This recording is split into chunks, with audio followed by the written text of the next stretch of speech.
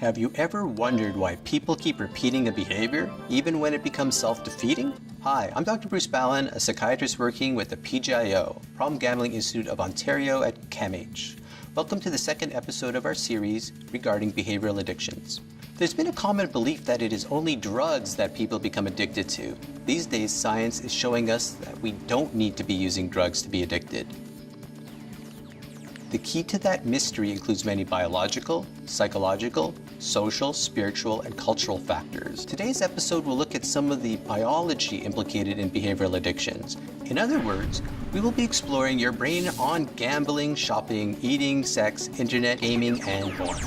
But first, a little background on the brain. Our brains are made up of nerve cells, also known as neurons. These neurons communicate with one another through neurotransmitters, chemical messages that carry signals from one brain cell to another or to other parts of our bodies. There are two major types of neurotransmitters. Excitatory. Think of these as a team of hockey players trying to get you riled up. The message they give is go, while inhibitory neurotransmitters are your brain's brakes. They send messages saying stop, slow down. When you put substances into your body, your brain releases neurotransmitters, including dopamine, an excitatory neurotransmitter important for addictions. When you have an experience you like, dopamine is released, sending go messages. Give me more of those drugs or that pleasing behavior. Everything from a tasty food to an exciting experience. Your brain learns to associate the things that surround the rewarding experience with the reward. People with addictions also have rituals around their drug use, seeking it, buying it, getting paraphernalia. This ritual can also release dopamine and give the person a sort of high for even taking the substance. So you start to get a dopamine reaction in anticipation of the rewarding experience. This reaction to what was formerly a neutral stimulus, such as the drug paraphernalia or the place where you engage in the behavior, is called classical conditioning. You may have learned about Pavlov's dog in school. If you're not familiar with the story, scientist Ivan Pavlov found if he rang a bell and gave his dog some food, repeating the sequence several times, the dog started to salivate at the ring of the bell before the food was even presented.